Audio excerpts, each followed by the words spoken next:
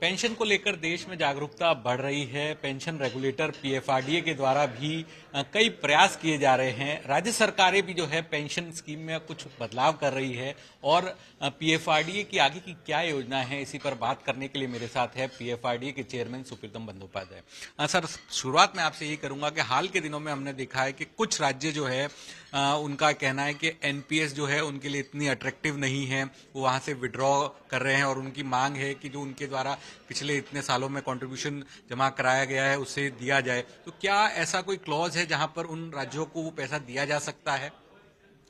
अभी तक जो हमारे रेगुलेशन का प्रावधान है उसके हिसाब से एक्ट या रेगुलेशन जो भी बोलिए, ऐसा कोई मास एग्जिट का कोई क्लॉज हमारे यहाँ नहीं है। नॉर्मली हमारे यहाँ एनपीएस से, चूंकि ये इंडिविजुअल अकाउंट है और इसमें एग्जिट 3 तरीके से हो सकता है। एक है नॉर्मल रिटायरमेंट में हुआ। नॉर्मल रिटायरमेंट के टाइम में जैसे आप जानते हैं 60% जो है लामसम दिया जाता है टैक्स फ्री, 40% का पेंशन लेना पड़ता है। और एक है प्री मैच्योर। अभी जो है प्री मैच्योर एग्जिट का टर्म हम लोग घटा के जो है 5 साल तक कर दिया। प्री मैच्योर एग्जिट में जो है आपको लेकिन 20% से ज़्यादा लामसम नहीं मिलेगा, बाकी 80% का एन्युटी में कन्वर्शन होगा। और थर्ड जो है वो है ऑब्वियसली अनफॉर्चुनेट डेथ, उसमें भी ऑब्वियसली पेंशन अकाउंट बंद हो जाएगा और उसका पैसा लौटाया जाएगा। ये 3 ही तरीका अभी बताया गया है। इवन गवर्नमेंट के जो सीसीएस एनपीएस रूल्स जो गवर्नमेंट का लागू किया है, सेंट्रल गवर्नमेंट का, उस हिसाब से भी ऐसे ही है, इससे ज़्यादा कुछ और तरीका नहीं है। तो ये करंट। सर, यानी आप कह रहे हैं कि अगर मौजूदा एक्ट के मुताबिक जो राज्य सरकारों के द्वारा पैसा मांगा जा रहा है उसे नहीं दिया जा सकता, तो क्या वजह है कि जो राज्य सरकारों के द्वारा कहा जा रहा है, कुछ चुनिंदा राज्य सरकारों के द्वारा कि जो ओल्ड पेंशन स्कीम है वो ज़्यादा आकर्षक है, उस पर वो शिफ्ट होना चाहते हैं और एनपीएस में कर्मचारियों को इतना फायदा नहीं है? अब देखिए, दोनों के तुलना में तो हम नहीं जाएंगे क्योंकि तुलना करना भी मुश्किल है। दोनों एक तरह का अगर स्कीम होगा तो उसमें कंपैरिजन करना फिर भी आसान होता, क्योंकि दोनों स्कीम के सबसे बड़ा जो अंतर है, पेंशन 2 तरह का होता है, एक डिफाइंड बेनिफिट और एक डिफाइंड कंट्रीब्यूशन।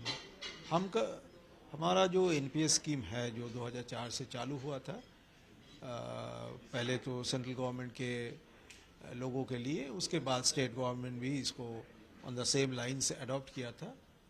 वो है कि ये डिफाइंड कंट्रीब्यूशन है। डिफाइंड कंट्रीब्यूशन में एम्प्लॉयर का एक डिफाइंड कंट्रीब्यूशन होगा, एम्प्लॉय का एक डिफाइंड कंट्रीब्यूशन होगा, और वो कंट्रीब्यूशन आएगा, वो कंट्रीब्यूशन हम लोग इन्वेस्ट करेंगे, इंडिविजुअल अकाउंट के हिसाब से वो पैसा जमा होगा, ग्रोथ होगा, और उस हिसाब से रिटायरमेंट के टाइम में जो पेंशन उनको बनता है वो पेंशन दिया जाएगा। 60% विड्रॉल के बाद बाकी 40% से जो पेंशन बनता है वो पेंशन उनको दिया जाएगा। और जो पुराना स्कीम था, ओल्ड पेंशन स्कीम के बारे में जो आप बताए हैं, उसमें लेकिन ऐसा कोई फंडिंग का कॉन्सेप्ट कुछ नहीं था। ना एम्प्लॉय से कुछ डिडक्ट होता था, ना गवर्नमेंट का कुछ डिडक्शन जाता था, और रिटायरमेंट के टाइम में सर्टेन परसेंटेज ऑफ जो लास्ट सैलरी उन्होंने ड्रॉ किया, उस सैलरी का एक सर्टेन हिस्सा उनको दिया जाता था पेंशन के तौर पे। तो दोनों टोटली डिफरेंट स्कीम है, तो इसमें तो कंपेयर करना इतना आसान नहीं है। लेकिन जो बताया जा रहा है कि एनपीएस का रिटर्न अच्छा नहीं है, NPS scheme market link scheme होने के नाते हम आपको इसका रिटर्न बता सकते हैं कि भाई किस तरह का रिटर्न आ रहा है। अभी आप लोग देखे होंगे कि भाई कितना वोलाटाइल है आपके मार्केट, चाहे वो इक्विटी मार्केट हो, चाहे वो डेट मार्केट हो, गवर्नमेंट सिक्योरिटी मार्केट हो। क्योंकि जहाँ तक डेट मार्केट का सवाल है, चूंकि हम लोग मार्क टू मार्केट है, तो इसमें क्या होगा, इंटरेस्ट रेट जितना बढ़ेगा इनफैक्ट हमारे वैल्यू उतना घटेगा फंड का।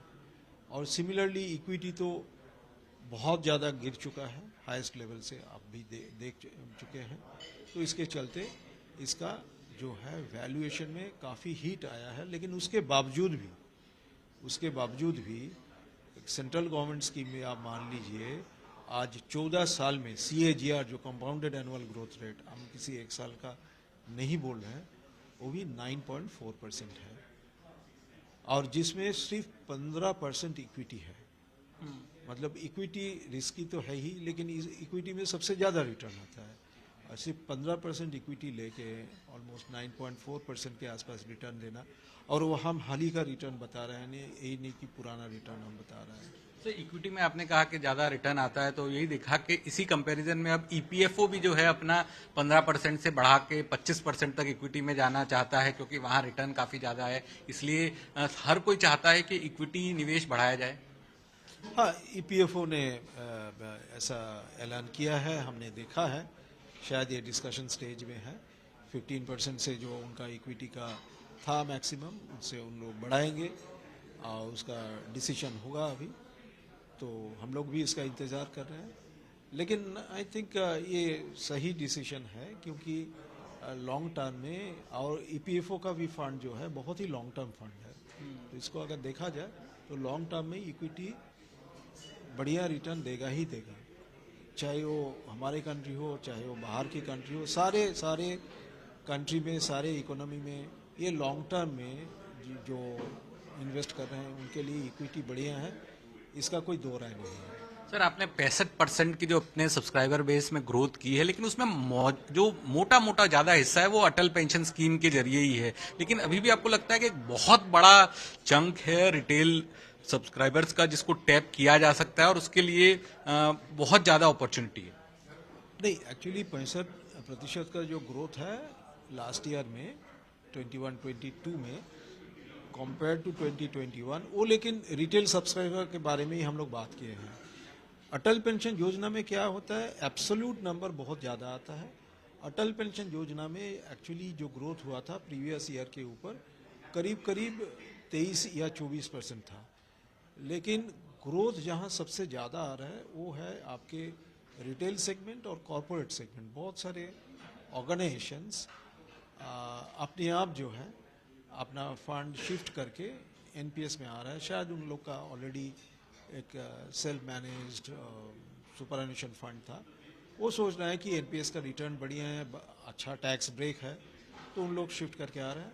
और रिटेल कस्टमर्स जो वॉलंटरी कस्टमर्स हैं, आप हम जैसे इंडिविजुअल, इन लोग भी काफ़ी नंबर में ये आ रहे हैं इसमें।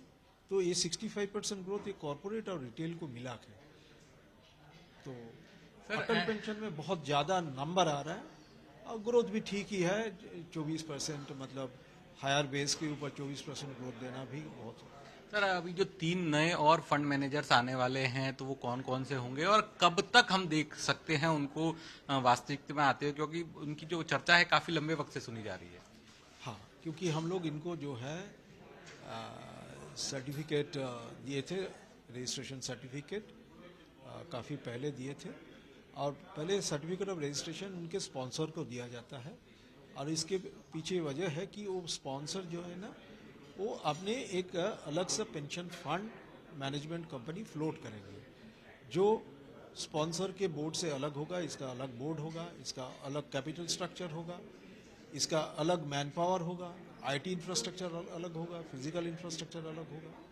अभी हम लोग इसलिए वेट कर रहे हैं जब कंपनी बोलेंगे कि भाई हमारे बाकी इंफ्रास्ट्रक्चर सारे कुछ रेडी है, ये कंपनी वेल कैपिटलाइज्ड है, क्योंकि कैपिटल का रिक्वायरमेंट हम लोग मिनिमम रखे हैं 50 करोड़। ये प्रोमोटर को ही कंट्रीब्यूट करना है करके, जब उन लोग रेडी हो जाएंगे उसके बाद हमको जैसे इन्फॉर्मेशन मिलेगा हम लोग जाके उसको फिजिकली वेरीफाई करेंगे सब कुछ।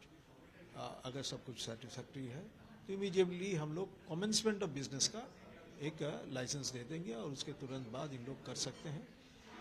हमारे हिसाब से अगले मतलब 1 से 2 महीने के अंदर हम देखेंगे कि 3 फंडी जो हैं अपना कंपनी सेटअप करके ऑलरेडी फंड मैनेजमेंट का काम चालू कर दिए हैं। तो मेरा आखिरी सवाल होगा सर, फिक्स बेनिफिट प्रोडक्ट की भी जो बात की जा रही थी लंबे समय से, तो उस पर किस तरह की प्रोग्रेस है, और इसके अलावा और क्या ऐसी नई ऑफरिंग आप जो है एनपीएस के अंदर दे रहे हैं जहां पर मिलेनियल से लेके ज्यादा लोग अट्रैक्ट हो सके? नहीं, अभी जो फिक्स्ड प्रोडक्ट के बारे में आप बोल रहे हैं, शायद आप मिनिमम एश्योर्ड रिटर्न स्कीम के बारे में बोल रहे हैं। ये क्या है कि ये सिर्फ एक्यूमुलेशन फेज के लिए है, क्योंकि इन्वेस्टमेंट हमारे हाथ में एक्यूमुलेशन फेज में ही होता है। रिटायरमेंट के टाइम में क्या होता है, जब लोग एग्जिट करके जाते हैं, हम लोग 60% उनके हाथ में दे देते हैं और 40% एक एन्युटी सर्विस प्रोवाइडर को दे देते हैं, जो उनके चॉइस के एन्युटी सर्विस प्रोवाइडर, और उस 40% का लाइफ लॉन्ग पेंशन उनको मिलता रहेगा। ये है सिस्टम।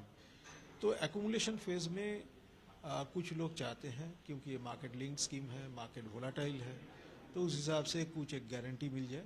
लेकिन फिक्स्ड गारंटी देने के हिसाब से हम लोग के हिसाब से शायद फ्लोटिंग गारंटी बेटर होगा, क्योंकि फ्लोटिंग गारंटी मार्केट के हिसाब से आगे पीछे जा सकता है, लेकिन फिक्स्ड गारंटी जो भी आप देंगे, आज अगर आप सोचते हैं कि इंटरेस्ट रेट बहुत हाई है, इवन 5.5-6% का गारंटी भी अच्छा है, दिया जा सकता है, लेकिन अगले एक साल में जब इंटरेस्ट रेट गिरेगा, और गिरना ही है, जिस तरह से आरबीआई सेंट्रल गवर्नमेंट दोनों मिलकर काम कर रहा है, इन्फ्लेशन भी गिरेगा, उसके साथ इंटरेस्ट रेट भी इन द लॉन्ग रन गिरना ही चाहिए।